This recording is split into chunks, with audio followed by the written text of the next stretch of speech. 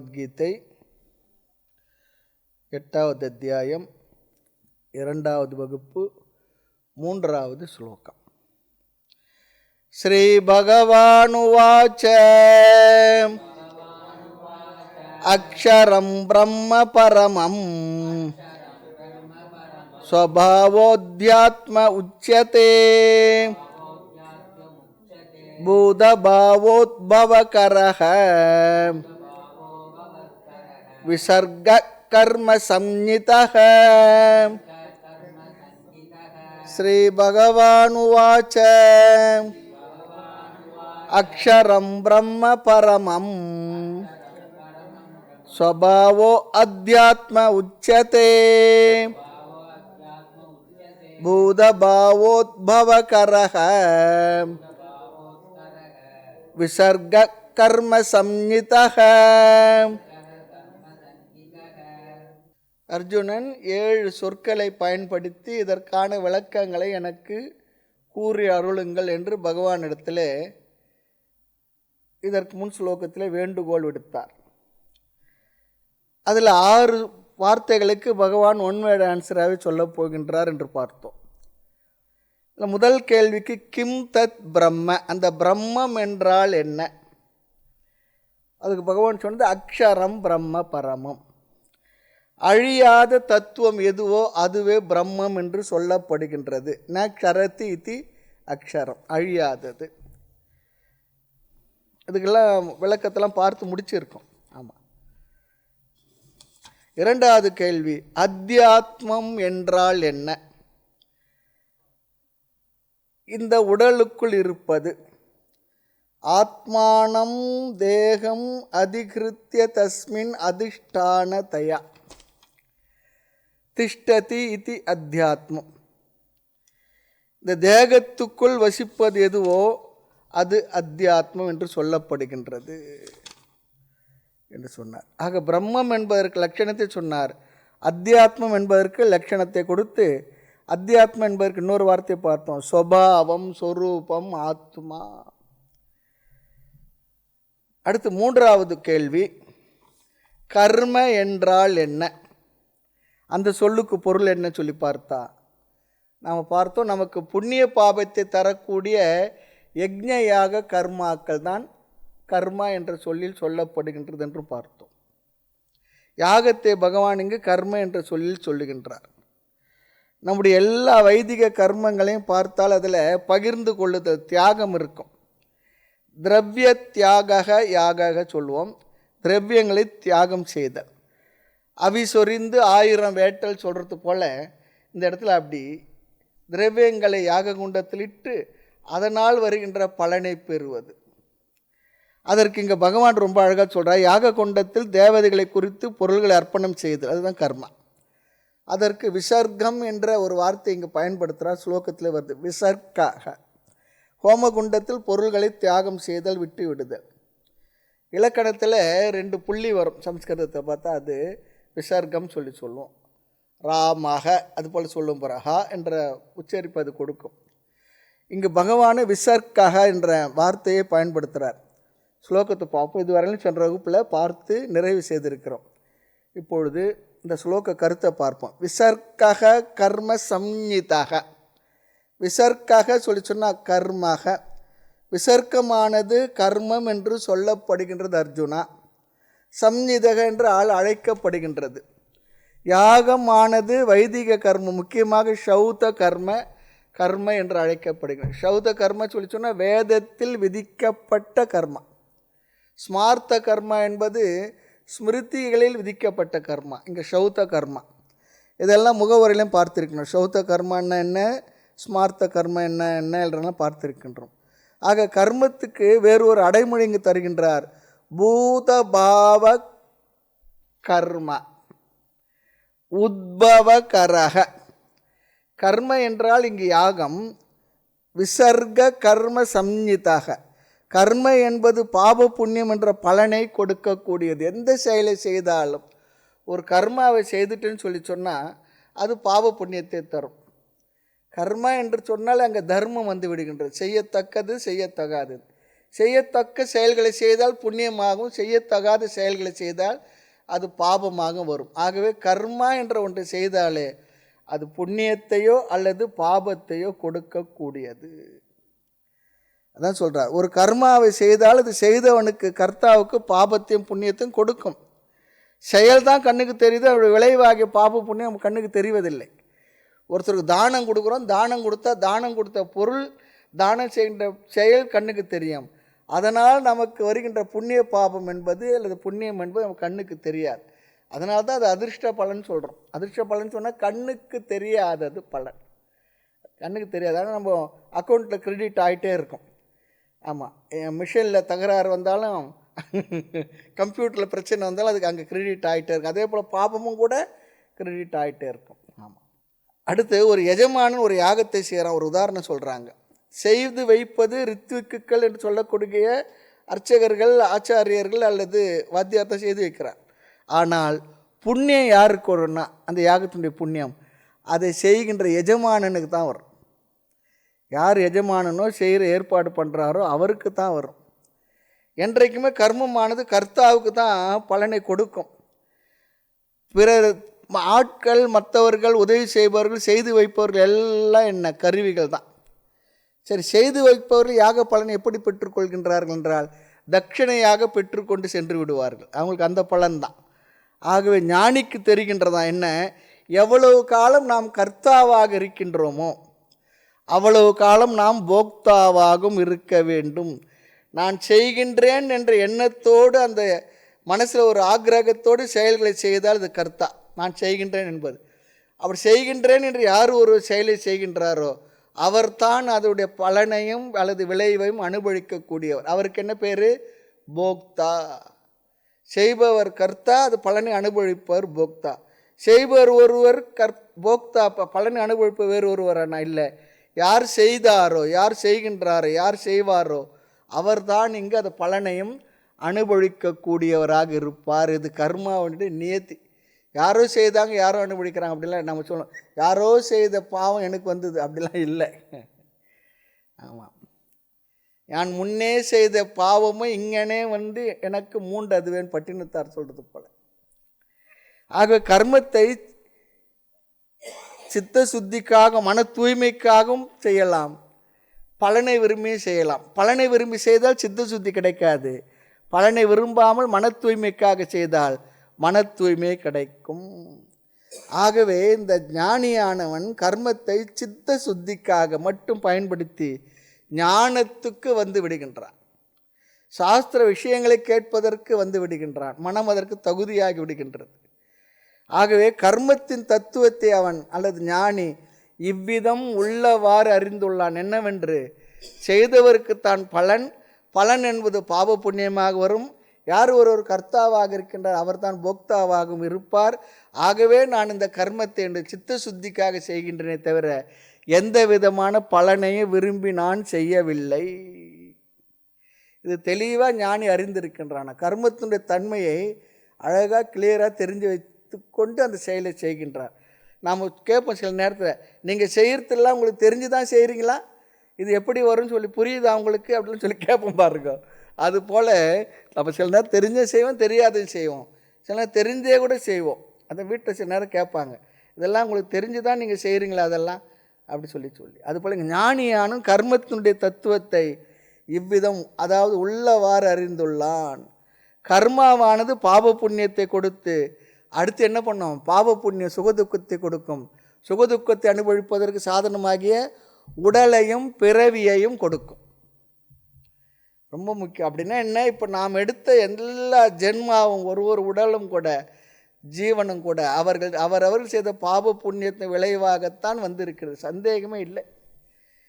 இந்த உடலை நாம் தான் சம்பாதித்தோம், வாழ்க்கையை நாம் தான் சம்பாதித்தோம், நம்முடைய செயலின் விளைவுகளை நாம் தான் சம்பாதித்தோம். வேறு யாரும் நமக்கு எதுவும் கொடுக்க முடியாது. ஆக கர்மாவானது பாவ புண்ணியத்தை கொடுத்து ஜென்மத்தை கொடுக்கும் என்ற ஞானமும் அவனுக்கு தெளிவாக இருக்கான். இதெல்லாம் அவருக்கு மட்டும் இல்லை, நமக்கும் தெளிவாக புரிஞ்சிருக்கு என்பதற்காக தான் பகவான் இந்த கீதையில் சொல்ல. இதெல்லாம் சாஸ்திரம் கொடுக்கக்கூடிய அருமையான அடிப்படை நாலேஜ். இதெல்லாம் பிறந்தோம், செயல் செய்கிறோம். செயல் என்ன பண்ணுறது, தர்ம அதர்ம வடிவமாக இருக்குது. தர்ம அதர்மத்தை தெரிந்து செய்கிற நமக்கு தர்மமான செயல்கள் புண்ணியத்தை, அதர்மமான செயல்கள் பாபத்தையும் கொடுக்கும். பாபமானது துக்கத்தையும், புண்ணியமானது சுகத்தையும் கொடுக்கும். அப்போ செய்தவனுக்கு இந்த பாப புண்ணியம் தீரணும்னா என்ன பண்ணுறது? உடல் எடுத்தாகணும். உடல் எடுத்தோம்னா என்ன? சுக துக்கத்தை அனுபவித்து தீர்ப்பதற்கு இந்த உடல் கிடைக்கின்றது. இதெல்லாம் தெளிவாக புரிஞ்சிருக்காராம் யார்? ஞானி. புரிஞ்சு என்ன பண்ண போகிறான்னு சொல்ல போகிறார். எந்த கர்மா, எப்படிப்பட்ட கர்மா புனர்ஜென்மத்தை கொடுக்கும் என்ற ரகசியத்தை அவன் அறிந்துள்ளான்னு சொல்கிறார். அதுவும் தெரிஞ்சிருக்கான்னு சொல்கிறார். இன்னும் டீப்பாக சாஸ்திரத்துக்குள்ளே போயிருக்காருன்னு தெரியுது. குருவிடத்தில் உபதேசத்தில் நல்லா உபநிஷதம் பிரம்மசூத்திரத்தில் நல்லா கேட்டிருக்காருன்னு தெரிகின்றது. ஆக ஞானி நல்ல காரியத்தை அதனால் என்ன பண்ண மாட்டான்? செய்ய மாட்டானா? ஏன்? பாபம் ஜென்ம காரணத்தை போல புண்ணியமும் ஜென்ம காரணம் என்று ஞானி அறிந்துள்ளான். ஏற்கனவே நிஷித்த தடுக்கப்பட்ட அல்லது சாஸ்திரத்தினால் செய்யக்கூடாது என்று விடப்பட்ட கர்மாவை செய்வதை அறவே விட்டு விட்டான். அவன் செய்யக்கூடாத செயல்களை அதர்மம் என்று சாஸ்திரத்தினால் விளக்கப்பட்ட கர்மா முதல்ல விட்டே விட்டான். அதனால தான் நம்ம சொல்லுவோம், அதர்மத்திலிருந்து தர்மத்துக்கும் தார்மீக வாழ்க்கையிலிருந்து அவன் என்ன பண்ணுறான்?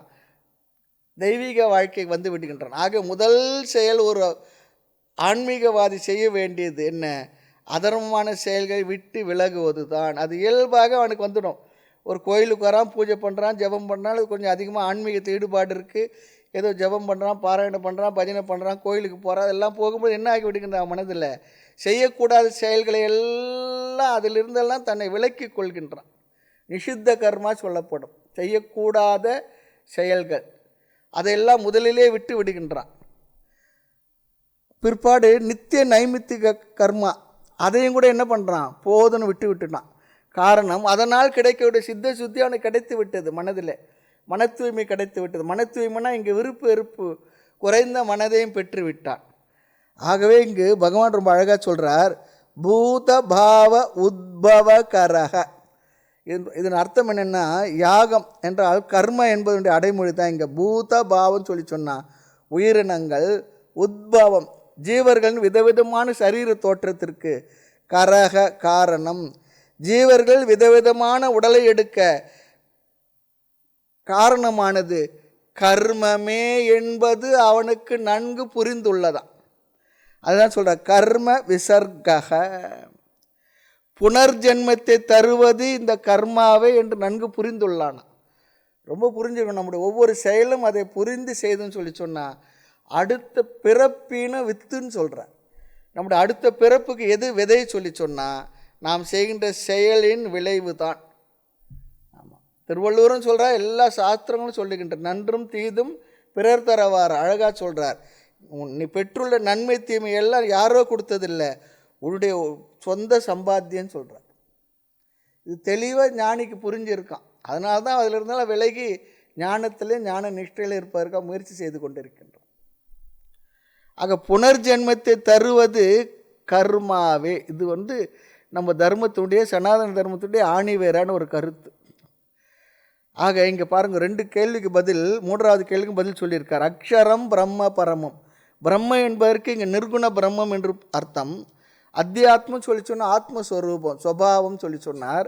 அடுத்து கர்ம என்பது பாப புண்ணியத்தை தரவல்ல யாகம் என்று பொருள். இவைகளை எப்படி கையாள வேண்டுமோ அப்படி கையாளுவான். யார்? ஞானி. ரொம்ப அழகான ஸ்லோகம், தெளிவான கருத்துக்கள். அடுத்து 4வது ஸ்லோகம். அதிபூதம் க்ஷரோ பாவஹ புருஷச்சாதி தைவதம் அதியஜ்ஞோஹ அமேவாத்ர தேஹே தேகப்ருதாம்பர அதிபூதம் க்ஷரோ பாவஹ புருஷச்சாதி தைவதம் அதியஜ்ஞோஹமேவாத்ர தேஹே தேகப்ருதாம்பர. இங்கே 4வது சொல் அதிபூதம்.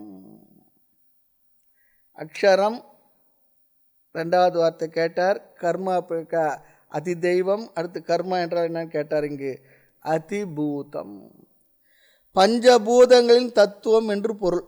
ஆமாம், பகவான் தருகின்ற பதில் அதிபூதம் என்றால் ஜட பிரபஞ்சம் சொல்லிட்டார். அதிபூதம் என்ற வார்த்தைக்கு எது அர்த்தம்னா ஜட பிரபஞ்சம். நீ பார்த்து அனுபவித்து கொண்டுள்ள இந்த உன்னுடைய கண்களுக்கு புலப்பட்டு கொண்டுள்ள இந்த உலகம் எதுவோ இதுதான் அதிபூதம் என்ற வார்த்தையில் சொல்லப்படுகின்றது அர்ஜுனான்னு சொல்லிட்டார்.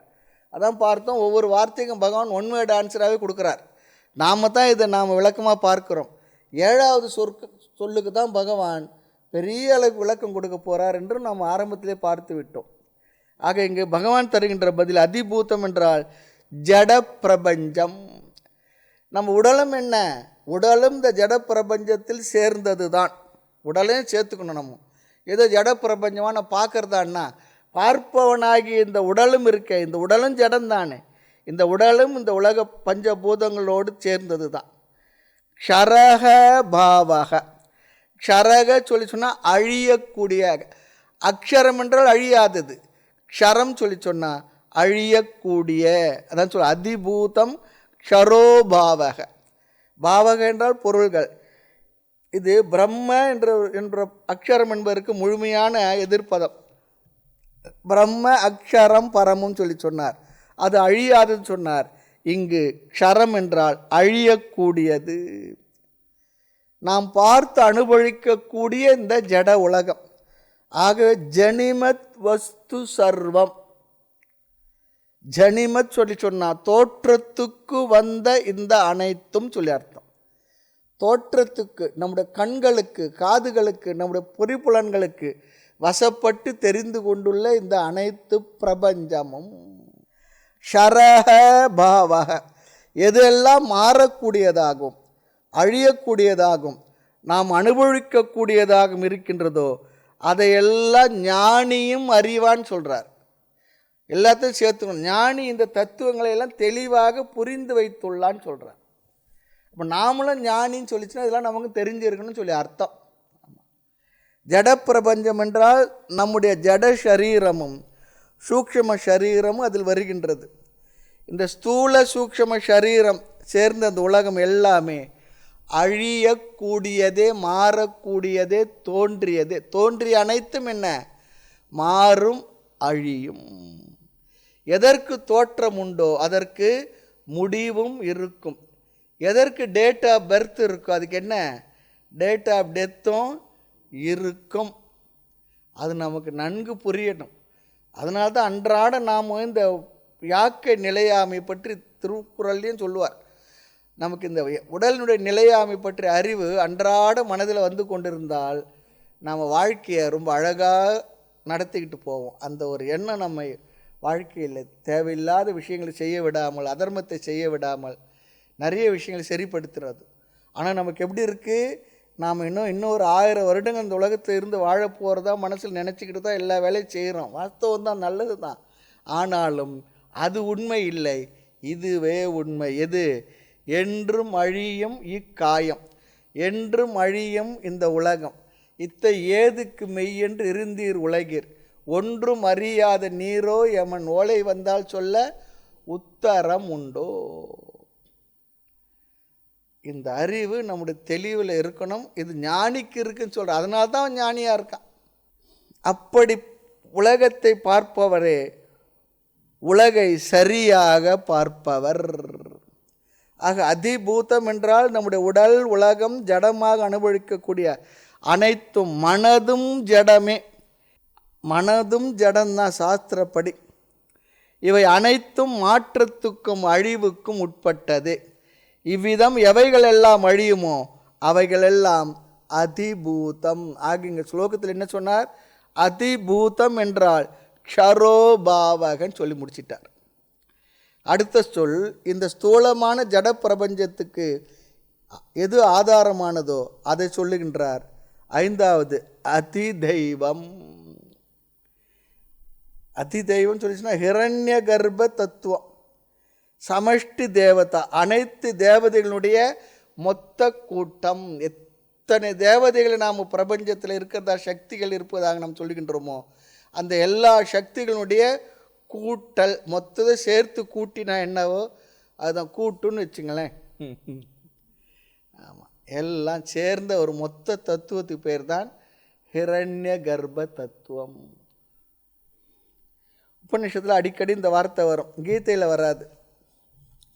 முதல்ல ஈஸ்வரனிடமிருந்து வந்த சூக்ஷ்ம தத்துவத்து பெயர் தான் ஹிரண்ய கர்ப்பன். இந்த சூக்ஷ்ம பிரபஞ்சத்திற்கு அதிஷ்டான தேவதையாக இருக்கக்கூடிய தத்துவம் ஹிரண்ய கர்ப்பன். ஓம் ஹிரண்ய கர்ப்பக சமவர்த்ததாக்ரே பூதஷ்ய ஜாத்தக பதிரேக ஆஷித் அப்படிலாம் உபனிஷத்தானது வேத மந்திரங்கள் சொல்லும். ஆக இந்த ஸ்தூல பிரபஞ்சத்திற்கு எது அதிஷ்டான தேவதையோ அந்த தத்துவம் விராட்டுன்னு சொல்லி சொல்கிறோம். இந்த சூக்ஷ்ம சமஷ்டி சூக்ஷ்ம பிரபஞ்சத்துக்கு அதிஷ்டான தேவதை ஹிரண்ய கர்ப்பம். சமஷ்டி சூக்ஷ்ம ஷரீர அபிமானி. இப்போ நாம் பார்க்கின்ற மொத்த இந்த ஜட பிரபஞ்சம் இருக்க ஸ்தூல பிரபஞ்சம், இதற்கு முன் இருக்கக்கூடிய ஆதாரமான ஒரு தேவதை, அதுக்கு பேர் தான் ஹிரண்ய கர்ப்பன். இதெல்லாம் ஸ்தூலமாக இருக்கிறது முன்னே என்னவாக இருந்திருக்கணும்? சூக்ஷ்ம நிலை இருந்திருக்கணும். அப்படிப்பட்ட அந்த மொத்த சூக்ஷ்ம ஷரீர அபிமானிக்கு பெயர் தான் ஹிரண்ய கர்ப்பன் என்று சொல்லப்படுகின்ற. அதுதான் என்ன, சிருஷ்டியிலே முதல் தோன்றியது. அவரைத்தான் அதி தெய்வம் என்கின்றார் பகவான். அதை இங்கு பகவான் புருஷக என்று குறிப்பிடுகின்றார். அதி தெய்வம் புருஷ சமஷ்டி சூக்ஷ்ம ஷரீர அபிமானி. அதிதெய்வம் என்றால் சமஷ்டி சூக்ஷ்ம ஷரீர அபிமானி. மொத்த சூக்ஷ்ம பிரபஞ்சத்துக்கும் எது தேவதையாக இருக்கின்றதோ அல்லது எல்லா தேவதைகளுடைய மொத்த உருவம் கூட்டம், அதுக்கு பேர் தான் என்ன, ஹிரண்ய கர்ப்பன். ஆமாம், ஹிரண்ய கர்ப்பன். நாம் சொல்லுவோம் எல்லாத்தையும் தன்னுடைய வயிற்றில் வச்சிருக்காரெலாம் சொல்லுவோம் பாருங்கள் கடவுள். அதுபோல் மொத்த இந்த பிரபஞ்சத்துக்கும் ஸ்தூலமாக தெரிவதற்கு எது ஆதாரமாக இருந்ததோ சூக்ஷ்மமாக, அந்த சூக்ஷ்ம தேவதைக்கு பெயர் தான் ஹிரண்ய கர்ப்பன். இதெல்லாம் தத்துவபோதத்தை படிக்கும்போது நமக்கு அழகாக தெளிவாக அங்கே நம்ம பார்த்துருப்போம். விராட், விஸ்வன், பிராக்ஞன் அதெல்லாம் பார்த்துருப்போம். அது போல் இங்கே ஆக அதிதெய்வம் சொல்லி சொல்கிறேன். சமஷ்டி சூக்ஷ்ம ஷரீர அபிமானி ஹிரண்ய கர்ப்பன். அந்த தத்துவத்தை ஞானி அறிந்திருக்கிறான். இப்போ நாம் பார்த்து அனுபவிக்கக்கூடிய இந்த ஸ்தூல பிரபஞ்சத்துக்கு முன்பு இதற்கு ஆதாரமாக எந்த தெய்வம் இருந்ததோ தேவதை, அதற்கு பெயர் சமஷ்டி சூக்ஷ்ம ஷரீர அபிமானி. அதுக்கு பேர் தான் என்ன, ஹிரண்ய கர்ப்பன். ஹிரண்ய கர்ப்பன் என்று ஒன்று இருந்திருக்க வேண்டும், சூக்ஷ்மம் என்ற ஒன்று இருந்திருக்க வேண்டும், அதிலிருந்து தான் ஸ்தூலமானது வந்திருக்க முடியும் என்று இந்த தத்துவத்தை நன்கு தெளிவாக புரிந்து வைத்துள்ளான். அடுத்து 6வது சொல் பாருங்க, அதி யஜ்ஞம். அதி யஜ்ஞம் சொல்லி சொன்னால் கர்ம பலனை தருபவர், கர்ம பல தாத்தா. நாம் செய்கின்ற ஒவ்வொரு யாக யஜ்ஞங்களுக்கும் வருகின்ற கர்ம பலனை அவர்களுக்கு தருபவர் அல்லது அவர்களுடைய செயலின் விளைவை அவர்களுக்கு கொண்டு சேர்ப்பவர், அந்த பலனை தருபவர். அதுக்கு பேர் தான் அதி யஜ்ஞம். இதில் இன்னொரு விஷயம் இருக்குது. ஒரு செயல் செய்தால் செயலை கர்மமே பலனை தராது. செயலானது கர்மமானது ஜடம். ஆக பலனை அது செயலை பார்த்து தரக்கூடிய ஒரு அறிவு தத்துவம் தான், அறிவு ஸ்வரூபமான ஒரு தத்துவம் தான் பலனை தர முடியும். அப்படி நாம் செய்யும் ஒவ்வொரு செயலுக்கும் பலனை தருபவர் அவர்தான் அதி யஜ்ஞக.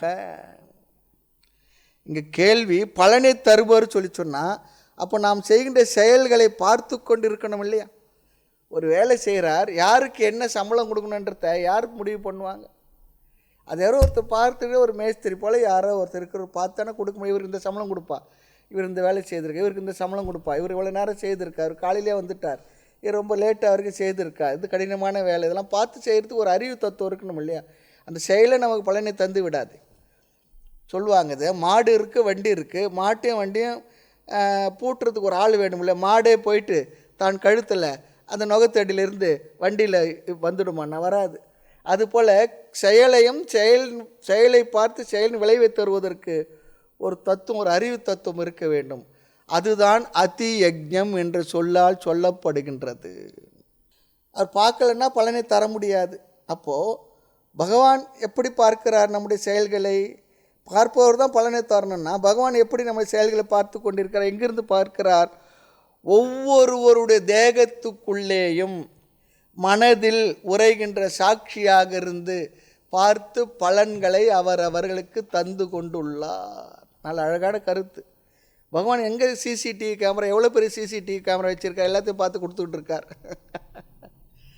அத்திர தேகே, இந்த உடலில் இருக்கின்ற நான், அத்திர தேகே வர்த்தமான அகம் அதி யஜ்ஞக, இந்த உடலில் இருக்கின்ற நான் தான் அதி யஜ்ஞம், கர்ம பலனை கொடுப்பவன் பகவான் சொல்கிறார். அதனால்தான் பகவானுக்கு தெரியாமல் எதையுமே செய்ய முடியாது. இல்லை, நான் என்னோடய ரூமில் இருந்துட்டு யாரும் இல்லை, கதவெல்லாம் தாழ் போட்டுக்கிட்டு தானே இருந்து செய்துக்கிட்டு இருக்கேன்னா, அது ரூமுக்குள்ளே நாம் இருக்கலாம், நமக்குள்ளே அவர் இருக்கார். நமக்குள்ளே எங்கே இருக்கார்? நம்முடைய மனதிலேயே இருக்கிறார். அதனால் பகவானுக்கு தெரியாமல் எதையுமே நம்ம செய்ய முடியாது, எதையும் செய்ய முடியாது. ஒரு கதை இருக்குது. ஒரு குரு ஆசிரமத்தில் இருந்தார், சிஷ்யர்கள் இருந்தாங்க, சாஸ்திர விஷயங்களாம் போதனை பண்ணிக்கிட்டு இருக்கார். அவங்களாம் சோதிக்கிறதுக்காக எல்லார் கையிலும் ஒரு கிளியை கொடுத்தார். கிளியை கொடுத்து, இந்த கிளியை கொண்டு போய் யாரும் இல்லாத இடத்துல கொண்டு போட்டு வாங்கன்னு சொல்லி கையில் கொடுத்து அனுப்பிட்டார். சில பேர் போனாங்க, சில இடத்துல யாரும் இல்லாத இடமா பார்த்து கிளியை கொண்டு போட்டுட்டு வந்துட்டாங்க. ஒரே ஒரு ஆள் மட்டும் கொண்டு கொள்ளலை, அந்த கிளியை கையில் கொண்டு வந்துட்டார்.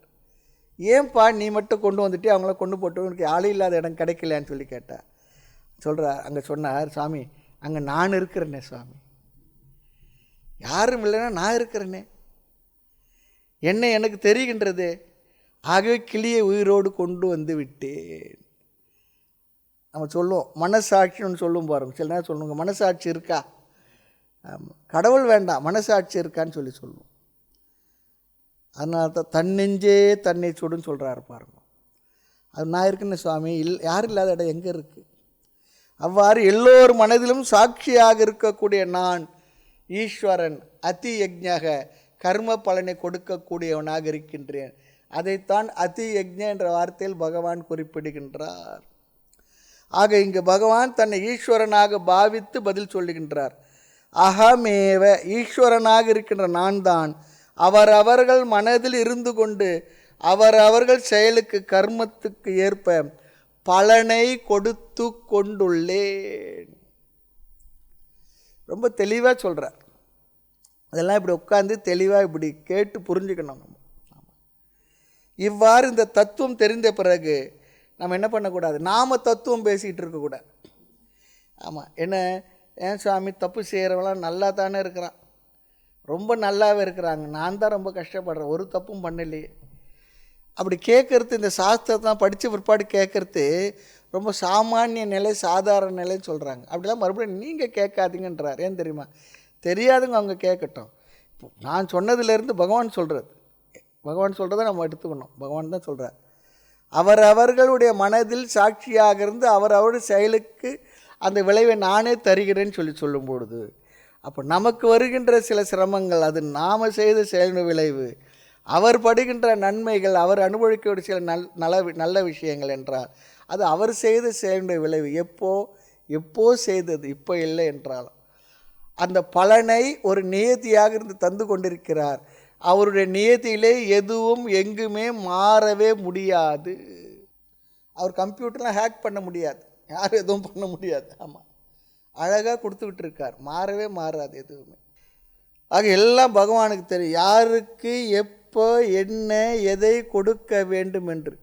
இல்லையே சுவாமி, ஒருத்தர் அநியாயமாக பண்ணிக்கிட்டே இருக்கிறான், அவனுக்கு எல்லா நன்மையும் வருது, அக்கிரமாக பண்ணுறான், ஊழலாக பண்ணுறான், கொள்ளையாக அடிக்கிறான், எல்லாம் பண்ணுறான், நல்லா தானே சாமி இருக்கிறாங்க.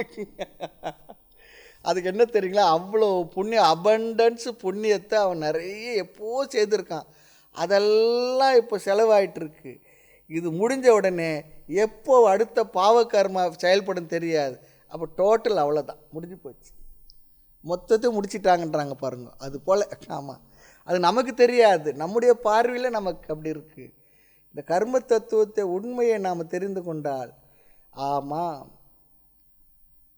ஒரு நல்லதும் செய்யலையே சுவாமி, ஆமாம் நான் ஒரு கெட்டதும் செய்யலையே சாமி, ஆமாம் எனக்கே அப்படி அவனுக்கே அப்படின்னா, அவன் எவ்வளோ இப்போ செய்திருக்கிறான். அதுதான் இப்போ அவன் செய்யாத பலன் அவனுக்கு வரல, அப்போ எனக்கு இப்படி வருது, அது நான் செய்த பலன்.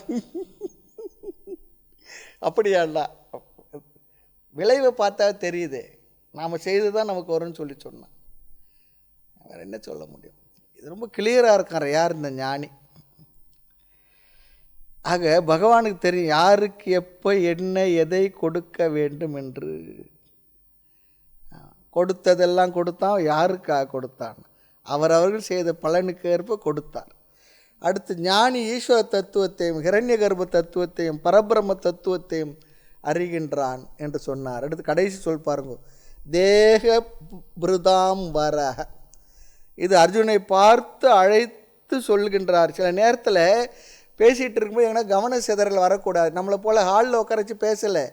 யுத்த காலத்தில் பெரிய ஆர்ப்பாட்டத்துக்கு நடுவில், மன சஞ்சலத்துக்கு நடுவில் அவனை மனம் எப்படி இருக்கும் பாருங்க. அப்படிப்பட்ட ஒரு கொதி நிலையில் இருக்கக்கூடிய மனநிலையில் எல்லா வகையான டைவர்ஷனுக்கு இடம் இருக்கக்கூடிய இடத்துல உட்கார வச்சு சொல்லி கொடுத்துக்கிட்டு இருக்கார் பகவான். ஆமாம், அந்த சிச்சுவேஷன் மனசில் வந்துக்கிட்டே இருக்கணும்.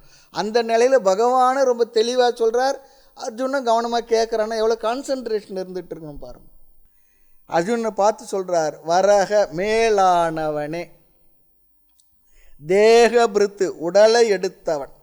பிருதாம் என்றால் உடலை எடுத்த ஜீவர்களுள் மனிதர்களுள் மேலானவனே. அப்போ அர்ஜுனனை மேலானவன் சொல்கிறார். உடலை எடுத்தவர்களுள் மேலானவனே, இந்த மனிதனாக பிறந்தவர்களுள் அரிதானவனேன்னு சொல்லி அர்த்தம். அரிது அரிது மானிடராய் பிறத்தல் அரிது சொல்லி சொல்கிறார். அப்போ அரிதான உடலை எடுத்தவர்களுள் அரிதானவன் அப்படின்னா என்ன அர்த்தம்? முறையாக இந்த சரீரத்தை நன்கு பயன்படுத்தி கொண்டுள்ளவன், பிறவியினுடைய பிரயோஜனத்தை அறிந்தவன் சொல்லி இதெல்லாம் அர்த்தம். இதுக்குள்ள அர்த்தம் அதான் சொல்கிறார். தேக பிருத்து பிருதாம் வர. ஹே உயர்ந்த அர்ஜுனனே, உயர்ந்தவனே, மேலானவனே, உடலை எடுத்தவர்கள் சிறந்தவனே, கேட்டுக்கொள். தாய்மலர் சொல்கிறார், உடலை எடுத்தவர்கள் யாதேனும் நல்ல உடல் என்று சொல்கிறதுக்கு இருக்கான்னு கேட்குறார். இந்த உடலை எடுத்தவர்களில் எந்த உடல் சிறந்த உடல், யார் சிறந்தவர் சொல்ல முடியுமா கேட்குறார். சிந்தை செய்ய வந்த திறம் செப்பாய் பராபரமே, அதெல்லாம் ரொம்ப அழகாக கேட்குறார். இங்கே பகவான் சொல்கிறார், உடலை எடுத்தவர்கள் சிறந்தவனே. இந்த 2 ஸ்லோகங்களில் 6 கேள்விக்கு பதில் சொல்லிவிட்டார். முதல் ஸ்லோகத்தில் கிம் தத் பிரம்ம, இந்த அதி தெய்வம் என்றால் என்ன, கர்ம என்றால் என்ன, அதிபூத்தம் என்றால் என்ன, எல்லாம் கேட்டுட்டார். இதுக்கு 2 ஸ்லோகங்களில் 6 வார்த்தைகளுக்கு பதிலை அழகாக பகவான் சொல்லிவிட்டார். இனி 7வது கேள்வி, 5வது ஸ்லோகம். அந்த காலேச்ச மாமேவ ஸ்மரன் முக்த்வா கலேவரம் யப்ரயாதிஷ மத்பாவம் யாதி நாஸ்த்யத்ர சம்சயः. அந்த காலேச்ச மாமேவ ஸ்மரன் முக்த்வா கலேவரம் யப்ரயாதிஷ மத்பாவம் யாதி நாஸ்த்யத்ர சம்சயः. 7வது கேள்வி உபாசனை நியமங்களை பற்றியதாக அமைந்துள்ளது. உபாசனை செய்பவருடைய ஒழுக்கத்தை, முறையை, நியமத்தை பற்றியது. அதற்கு ஒரு விளக்கத்தை, பதிலையும் இங்கு பகவான் சொல்லப் போகின்றார். பிறகும் இந்த அத்தியாயம் முழுக்க உபாசனா சம்பந்தமான மற்ற கருத்துக்களையும் பேசுவார். ஒரு உபாசகன் பிரம்மலோகத்திற்கு எப்படி செல்வான், எந்த மார்க்கத்தின் வழியாக செல்வான், நாம் போகிற ரோடு எப்படிப்பட்டது, தார் ரோடா சிமெண்ட் ரோடா இல்லை எப்படிப்பட்ட ரோடுங்க, மார்க்கத்தை சொல்ல போகிறார். எந்த மார்க்கத்தின் வழியாக போவான். இங்கே அர்ஜுனன் கேட்கின்றான், பிரயாண காலத்தில், பிரயாண காலம்னா என்ன, மரண காலத்தில் உபாசகன் உங்களை நினைப்பது எப்படி, அதுதான் இது அர்த்தம். பிரயாண காலம்னு சொல்லி சொன்னால் இங்கே மரண காலம். அது இன்னொரு இடத்துல சொல்லணும், அந்த காலம். அந்த காலம் வருவதன் முன்னம், அப்படி ஆழ்வார்னு சொல்லுவோம். அந்த காலம்னு சொல்லி சொன்னால் என்ன, இந்த உடலை எடுத்து வாழ்க்கையை முடித்து பிராரப்த முடிவில் இந்த சரீரத்தை விடப் போகின்ற அந்த தருணம், அந்த நேரத்தில் உங்களை நினைப்பது எப்படி, அதுதான் நிறைய பேருக்கு அது ரொம்ப முக்கியம். அதன் தத்துவம் என்ன? அந்த கால ஸ்மரணம், பிரயாண கால ஸ்மரணம். இங்கு பிரயாணம் சொல்லிச்சோம். என்ன அர்த்தம்? இந்த உடலிலிருந்து நாம் இந்த சூக்ஷ்ம இந்திரியங்களை மனதை எடுத்துக்கொண்டு இந்த உயிரானது செய்கின்ற பயணம்.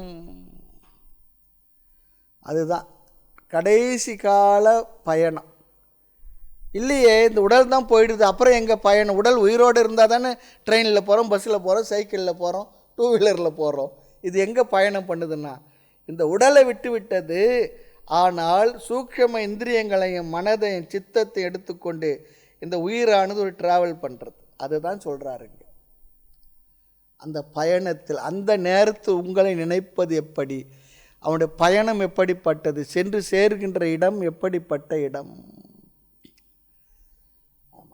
பையூரிலே பிறந்து பையூரிலே இருந்து பாழூரிலே பிறந்து மெய்யூர் போவதற்கு வேதாந்த வீடறியன், மெய்யூர் போவதற்கு வேதாந்த வீடறிந்தால் பையூரும் பாழூரும் என் கண்ணம்மா பாழாய் முடியாது. அம்மாவுடைய கர்ப்பத்தில் பையூர்லேருந்து பாழூரில் பிறந்தேன். நான் போக வேண்டிய ஊர் எதுப்பா? மெய்யூர். அந்த மெய்யூரில் யார் வீட்டுக்கு போகிறீங்க? வேதாந்தம் என்கின்ற வீடு, வேதாந்த வீடு அறியன்னு சொல்கிறார். மெய்யூர் போவதற்கு வேதாந்த வீடு அறிந்தால் பையூரும் பாழூரும் என் கண்ணம்மா பாழாய் முடியாது. ஆமாம். ஊத்த ஜடலம் இது உப்பிட்ட பாண்டம் இது மாற்றி பிறக்க வகை எனக்கு தெரியவில்லை, மாற்றி பிறக்க வகை எனக்கு தெரிந்துவிட்டால் ஊத்த ஜடலம் விட்டு என் கண்ணம்மா உன்பாதம் சேர்வேணும். ரொம்ப அழகான வரிகள், சித்தர்கள் பாடல் தான், அழுகணி சித்தர்.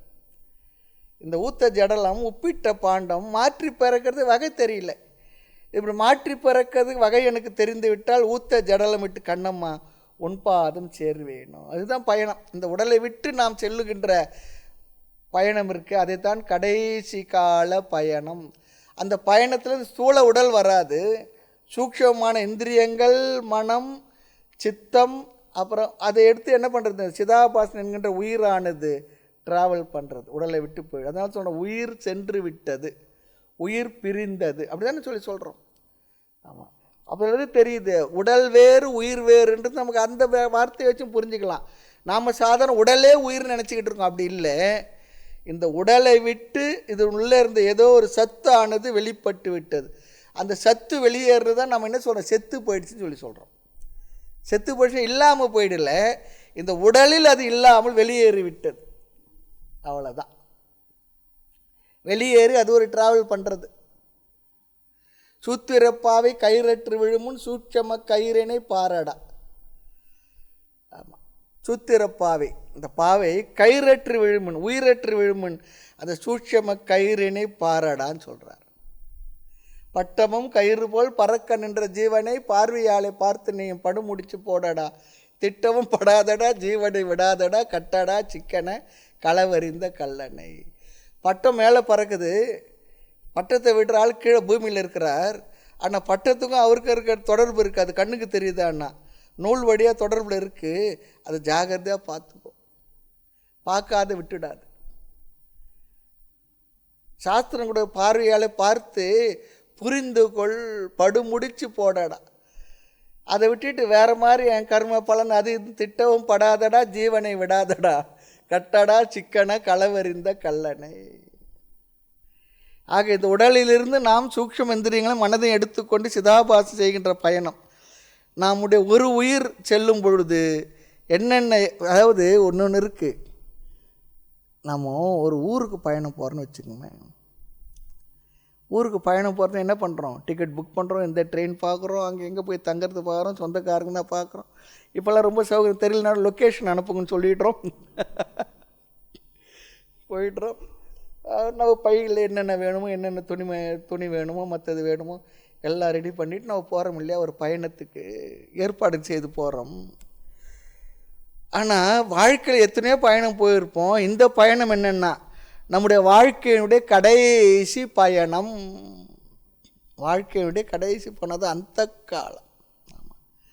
அந்த நேரத்தில் பகவானை பற்றி நினைப்பது பற்றி பேசுகின்றார். இங்கே பகவானை பேசுகின்ற என்னை நினைப்பது எப்படி, ஏன்னா அர்ஜுனன் கேட்டுட்டான், உங்களை நான் எப்படி அந்த நேரத்தில் நினைக்கிறது.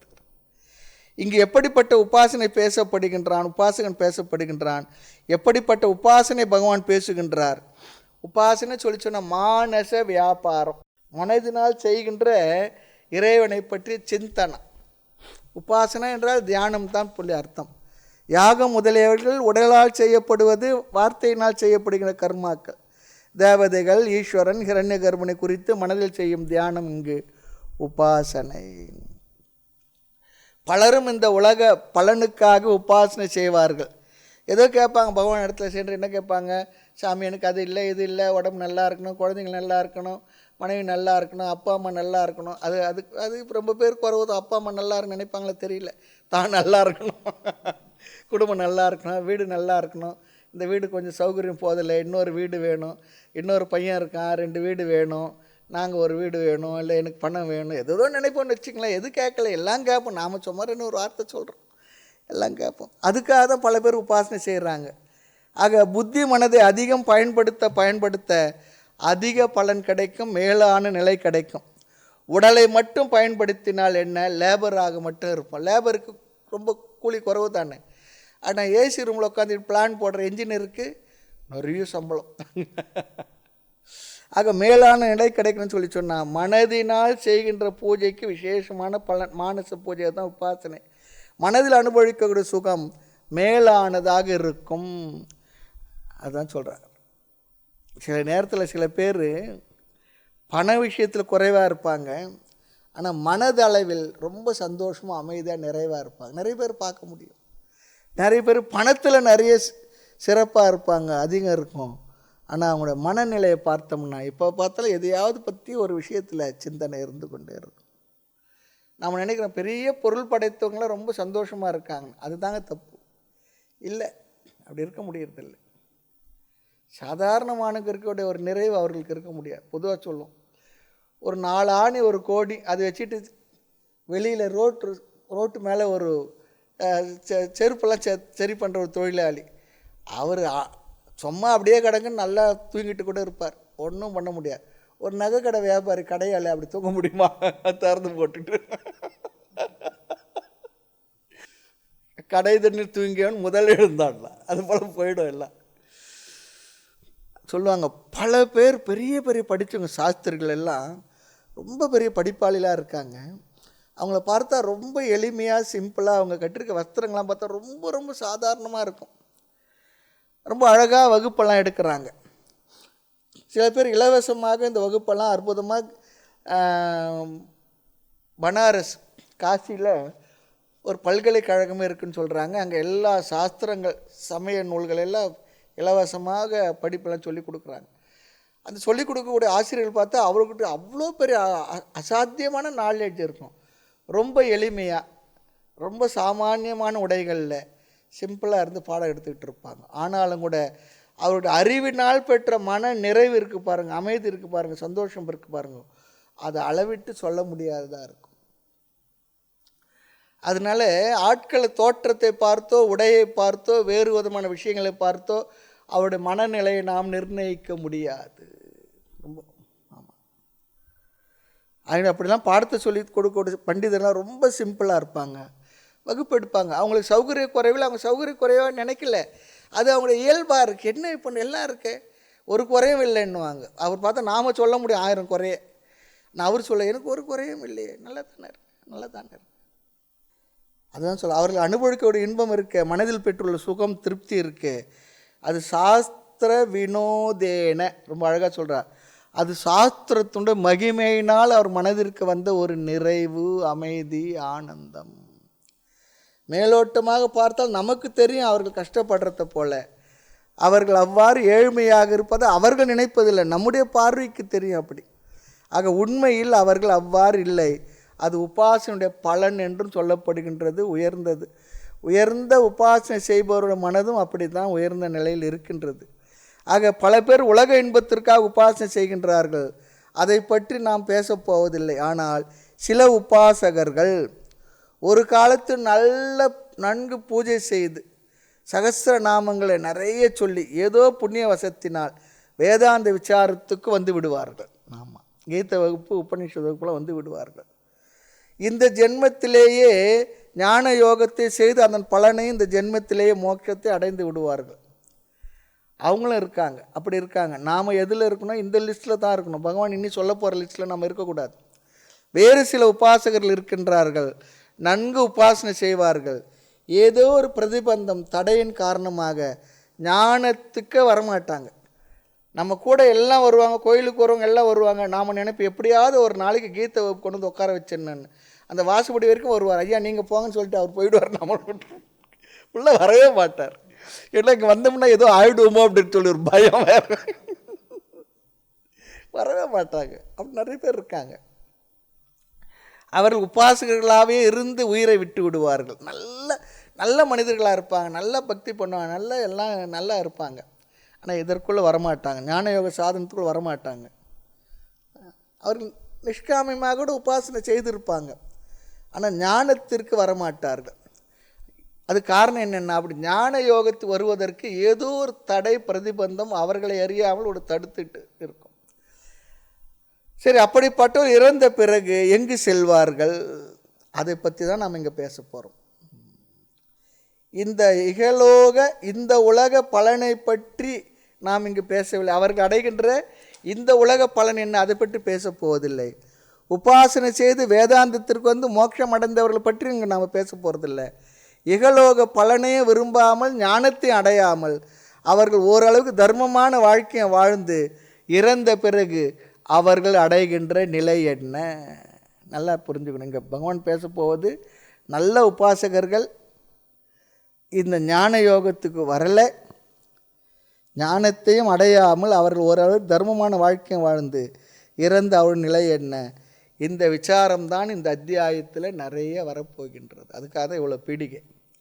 இதெல்லாம் ஏற்கனவே நம்ம முகவரியில் பார்த்துருக்கின்றோம். ஆமாம், ஆகினால சொல்கிறார் ஒருத்தர், இந்த இடத்துல ஒன்று ஞாபகம் வச்சுங்க, இப்போ பேச போகிற இவரை போன்று நான் இருக்க போவதில்லை, இருக்க மாட்டேன்னு நம்ம நினச்சிக்கணுமா?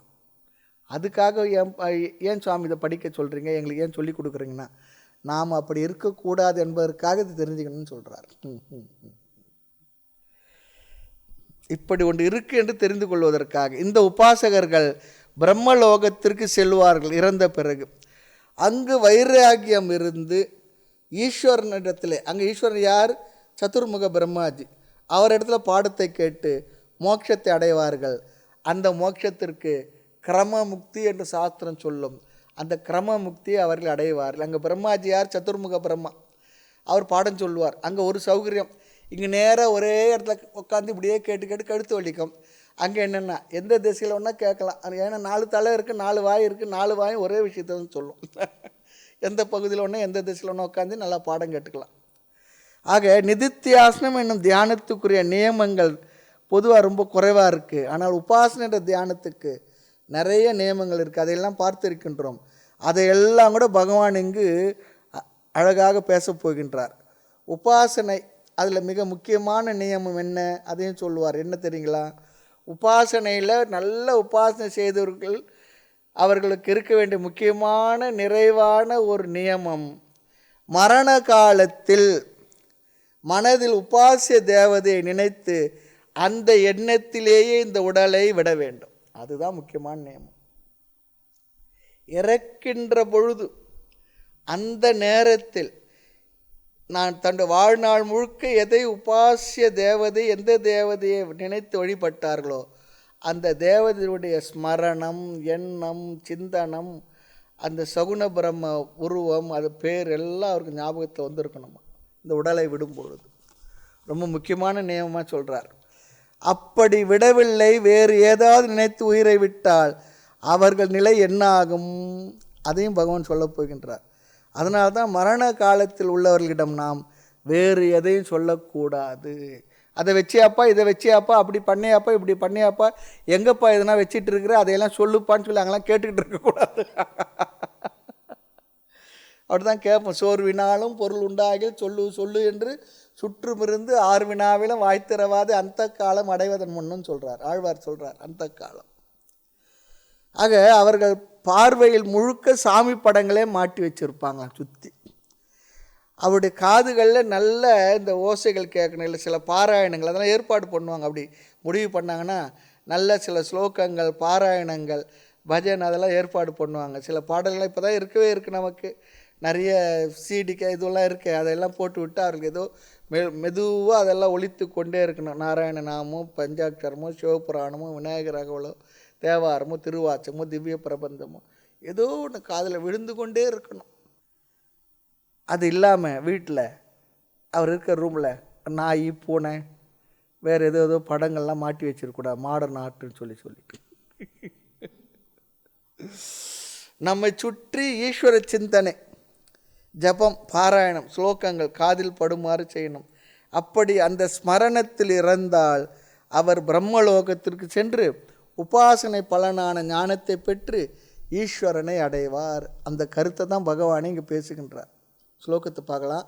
அந்த காலேச்ச, மரண காலம், கடைசி காலம், மாம் ஏவ, என்னைத்தான், என்னையே தான், ஸ்மரன் நினைத்து கொண்டு, கலேவரம், ஸ்தூல சரீரம் சொல்லி அர்த்தம். ஸ்தூல சரீரம் நம்முடைய உடல், முக்துவா, விட்டு செல்லுகின்ற தருணத்தில், இந்த ஸ்தூல சரீரத்தை விட்டு நாம் செல்லுகின்ற தருணத்தில், இறக்கின்ற தருவாயிலும் அவன் உபாசகனாக இருக்கின்றான்.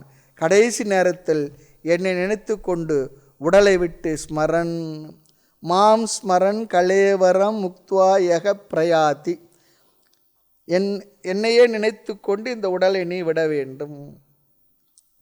யார் அப்படி செய்கிறார்களோ, யார் பயணத்தை இப்படி மேற்கொள்கின்றார்களோ, உடலை விட்டு போகின்றார்களோ, உடலை விட்டு போவதை ஜீவன் போகிறதுன்னு சொல்கிறோம், தமிழில் உயிர் போகுதுன்னு சொல்கிறோம். சூக்ஷ்ம சரீரமானது அந்த நேரத்தில் உடலை விட்டு போகின்றது. ஆத்மா எங்கேயும் போகிறது, அதுவும் ஞாபகம் வச்சுக்கோங்க. ஆத்மா எங்கேயும் போகாது. ஆமாம், ஜீவன் தான், உயிர் தான் போகின்றது. அது ஆத்மா எங்கும் இருக்குது. சூக்ஷ்ம சரீரம் ஜீவன் சிதாபாசத்தோடு கூடியவன், அவன் தான் செல்லுகின்றான். யக பிரயாதி, எவன் செல்கின்றானோ அவன் மத்பாவம், என்னுடைய தன்மையை, என்னுடைய சொரூபத்தை, ஹூ சொல்லி போட்டிருப்பாருங்க, அவன் என்னுடைய தன்மையை, என்னுடைய சொரூபத்தை யாத்தி அடைகின்றான். நாஸ்தி அத்திர சம்சயாக, அத்திர இந்த விஷயத்தில் சந்தேகமானது, நாஸ்தி கிடையாது. இது பகவான் சொல்கிற வார்த்தை. யார் ஒருவன் கடைசி காலத்தில் என்னையே நினைத்து கொண்டு இந்த உடலை விட்டு செல்கின்றானோ அவன் ஈஸ்வரனை அடைவான் என்பதில் அர்ஜுனா சந்தேகம் கிடையாது. பகவானுடைய சத்திய வார்த்தை. ஆமாம், ஒரு உபாசகன் பகவானை நினைத்து கொண்டு பகவானை அடைதல் என்ற விஷயத்தில் சம்சயம், சந்தேகமானதில்லை, சந்தேகப்படக்கூடாது. காரணம் என்ன? இறந்ததற்கு பிறகு என்ன நடக்கின்றது என்ற விஷயத்தில் நமக்கு அனுபவம் கிடையாது. இருக்கா? சொல்லுவாங்க, செத்து இருந்தால் தானே சுடுகாட்டை பற்றி தெரியணுவாங்க. அதுபோல் இதில் நம்முடைய அனுபவம் ஒன்றுமே கிடையாது. இது நம்பிக்கைக்குரிய விஷயம். எந்த விதமான விஞ்ஞானத்தினாலும் இதை கண்டுபிடிக்க முடியாது. இங்கு பகவானுடைய வார்த்தை தான் இங்கு பிரமாணம். இது நான் வெரிஃபைங் சோர்ஸ்ன்னு பார்த்தோம். ஏதோ ஒரு புத்தகத்தை, ஏதோ ஒரு பத்திரிகையில் ஒரு செய்தி வந்து சொன்னால் அந்த செய்தி யாருன்னா கேட்டு தெரிஞ்சுக்கலாம், வெரிஃபை பண்ணிக்கலாம் உண்மையான்னு சொல்லி. வேதத்தில் சொன்ன வார்த்தைகளுக்கு அர்த்தத்தை வேறு எங்கே போய் வெரிஃபை பண்ண முடியும்? நான் வெரிஃபைங் சோர்ஸ்ன்னு சொல்லுவோம். எது வேதத்தில் சொல்லப்பட்ட விஷயம். அதுபோல் இந்த இடத்துல இப்படி நான் சொல்கின்ற வார்த்தைக்கு சந்தேகப்படாது. அதுக்கு பிரமாணம் யாருன்னா பகவான் தான், பகவானுடைய வார்த்தை தான். நம்புறதை தவிர வேறு வழி இல்லை. பகவானை நினைத்திருந்தால் பகவானை அடையலாம் என்று சொன்னால் இங்கே பகவான் சொல்கிறார், அதை நம்பு, வேறு வழி இல்லை சொல்கிறார். நம்பினேன் கண்டு அருள்வாயே தாய்முனர்னு கேட்போம். நம்பு கண்டாய் சுத்த மூட நெஞ்சே, உன்னை நினைந்து உன் நிறைவன் உள்ளே உலாவும் என்னை அன்னை வயிற்றின்னும் அடைக்காதே பராபரமே சொல்ல. இதெல்லாம் நிரூபித்து காட்டலான்னு சொல்லி போனால் நாம் தான் தோற்று போயிடும். இதெல்லாம் நிரூபிக்க முடியாத விஷயங்கள். இதில் சந்தேகம் கொள்ளாதே, நம்பு. அவன் எப்படி பகவானை மோட்சத்தை அடையப் போகின்றான் என்பதை பின்னால் சொல்வார். ஒருவன் அவன் ஜீவன் முக்தனாக இருந்து இறந்து போனால் உடனே பகவானை அடைந்து விடுவான். அல்லது நிர்குண பிரம்மத்தை அடைந்தவனுக்கு பயணம் என்பதே கிடையாது. அவன் உடலை விட்டவுடன் பிரம்மஸ்வரூபமாக இருப்பான். ஆனால் உபாசகன் உபாசனை பற்றி பேசுவதால் இங்கு சகுண பிரம்ம உபாசகன் அவன் எப்படி கிரமமாக பிரம்மலோகத்தை அடைந்து ஞானத்தின் மூலமாக மோட்சத்தை அடைகின்றான் என்பதை பகவான் மேலும் கூறுவார். அடுத்த ஸ்லோகத்தில் பார்ப்போம். இதில் இன்னொரு விஷயம், கடைசி காலத்தில் பகவானை எப்படி நினைக்கிறதுனா அதுக்கு ஒரே ஒரு குழு தான் இருக்குது. இருக்கின்ற காலத்தில் நாம் எதை அதிகமாக நினைக்கின்றோமோ அதுதான் இறக்கின்ற நேரத்தில் ஞாபகத்தில் வரும். நல்லா ஞாபகம் வச்சுங்க. அதனால தான் பெரியவங்க சொல்லுவாங்க, அப்போதைக்கு இப்போதே சொல்லி வைத்தேன் அரங்கமா நகருளானே. எனக்கு மூப்பு வந்து பிணி வந்து படுத்த படுக்கையில் இருக்கும்போது எதுலாம் ஞாபகம் வருமோ தெரியாது எனக்கே தெரியாது. எனக்கே அந்த சாய்ஸ் இல்லை. ஆகினால இப்போவே சொல்லிட்டு இந்த அட்வான்ஸ் கொடுக்குறோன்னு சொல்கிறேன் பாருங்க. அதுதான் இப்போவே உனக்கு அதை கொடுத்துட்டோம்பா, என்னை தொந்தரவு பண்ணாது.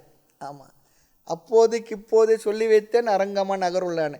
எப்போல்லாம் நேரம் கிடையாது, எப்போல்லாம் வாய்ப்பு கிடையாது, எப்போல்லாம் உடல் ஆரோக்கியமாக இருக்கோ, மனசு நல்லா இருக்கோ, எப்போல்லாம் இருக்கோ அப்போல்லாம் இந்த வார்த்தையில் கேட்டு வச்சுக்கணும், அதிகம் வார்த்தையில் சொல்லி வச்சுக்கணும், நிறைய ஜெபம் பண்ணி வச்சுக்கணும். இதுக்கு வேறு வழியே இல்லை. எதை நாம் அதிகமாக ப்ரையாரிட்டி கொடுத்து நினைக்கிறோமோ அதுதான் அந்த நேரத்தில் ஞாபகம் வரும்.